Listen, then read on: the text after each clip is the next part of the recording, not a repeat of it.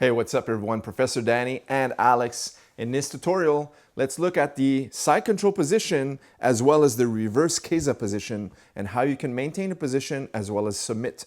Check it out.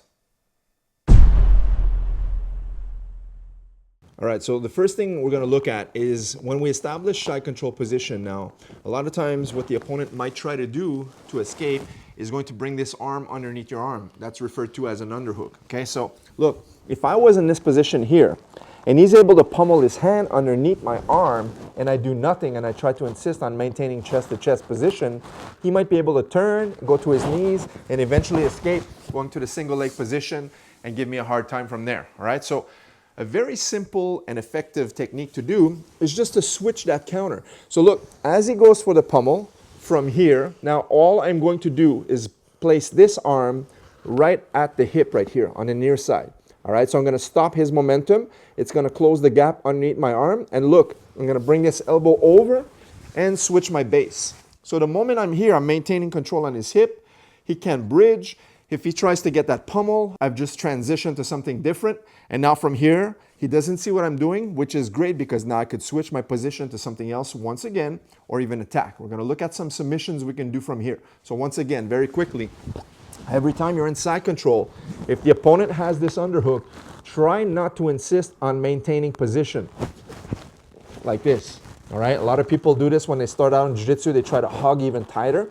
If I feel that this person is actually underhooking my arm here, I might go right to this overhead catch, and look, then I'll switch my base and control the hip on this side, all right? That doesn't have to be hip then head, it could be head then hip, but as long as you understand that every time he brings this underneath, that's called a pummel, you wanna try to switch your position instead of just resisting it. Now let's look at a few attacks we can do from here. So the first one that's very easy is sometimes when you're in this position right here, okay, the opponent might try to just push your chest, okay? So he might put his hand on your chest and try to shove you backwards like this, okay?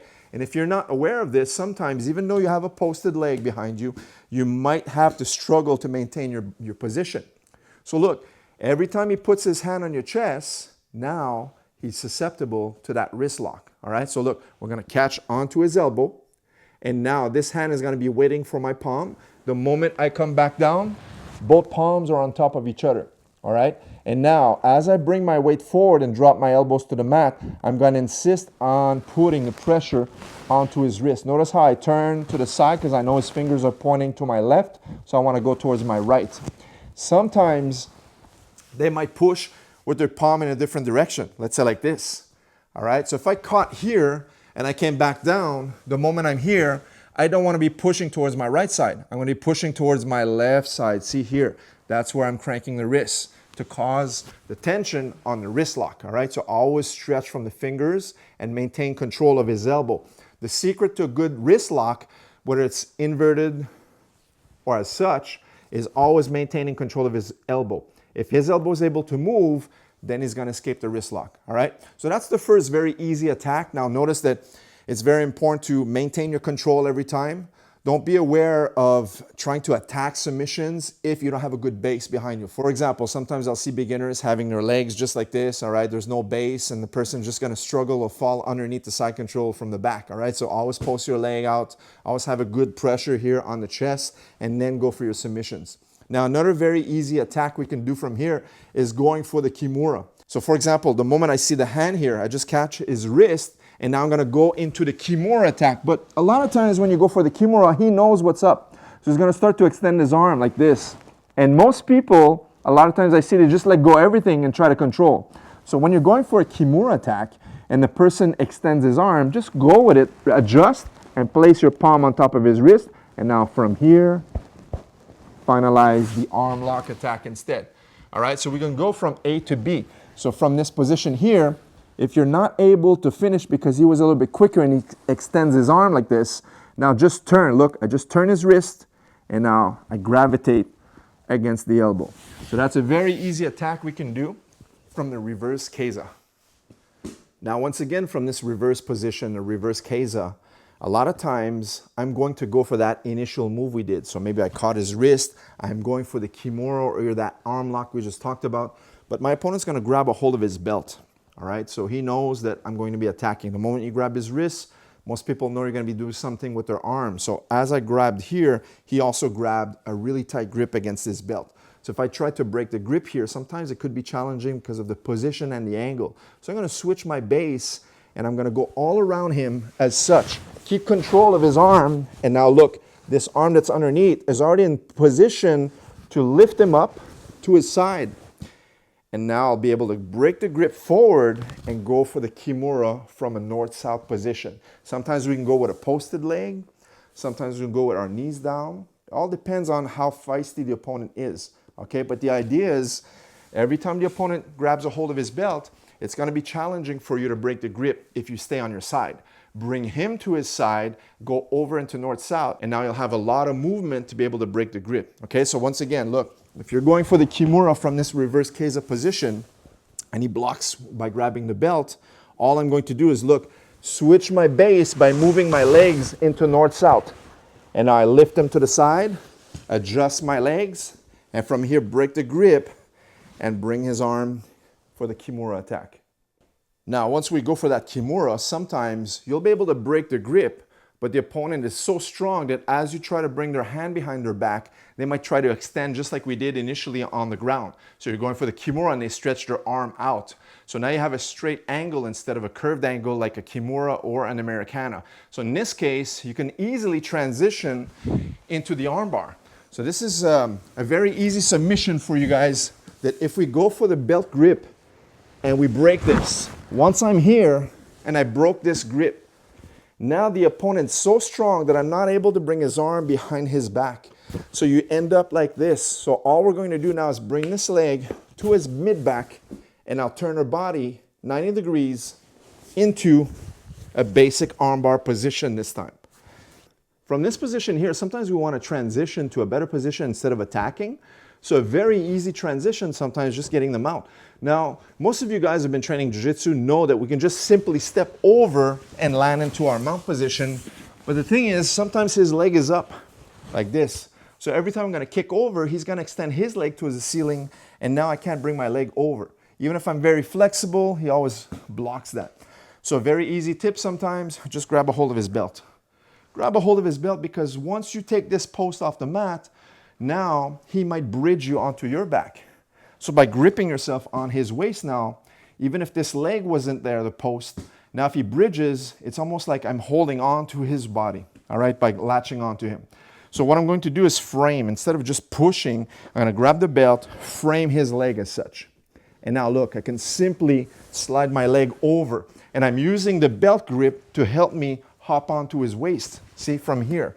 Now, as I drop the knee, now I let go of the belt, and now look, I'll swim this arm, underhooking his arm, and now I have my mount position. Now from here, squeeze my knees, maintain position. Now building on this, we're gonna attack this leg as well.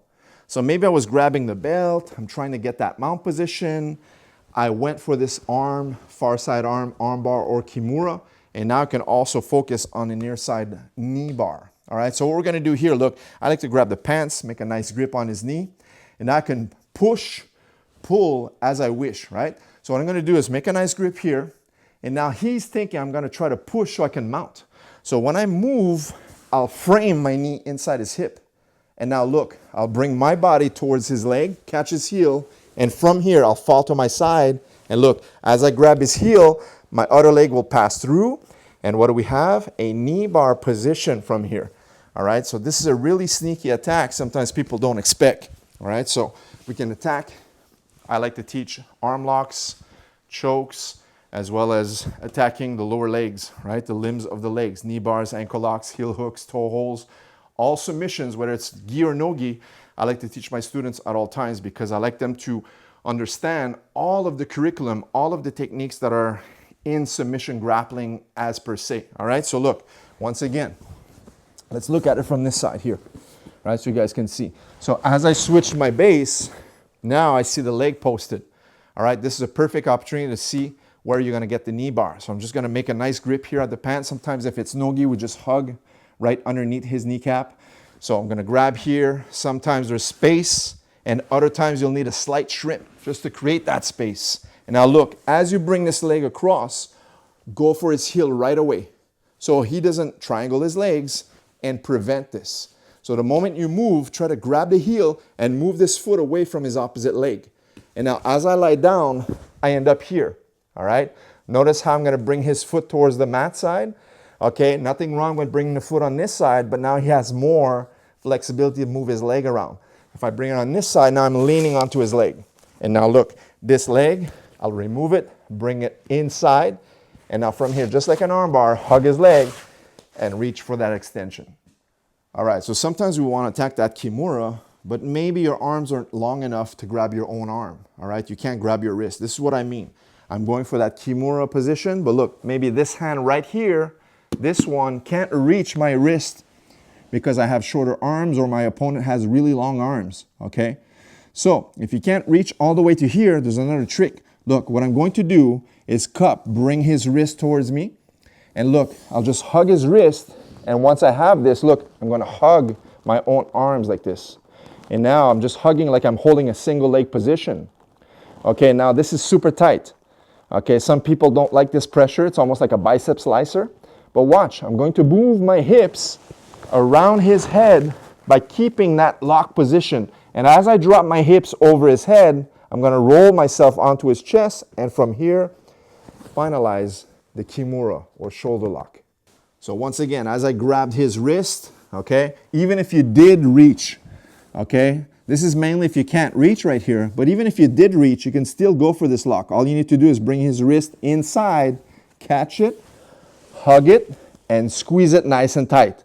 And now from this position here, very gently if you practice, don't hurt your partner, just move your body weight around. So I like to walk on my knees so I don't go too fast.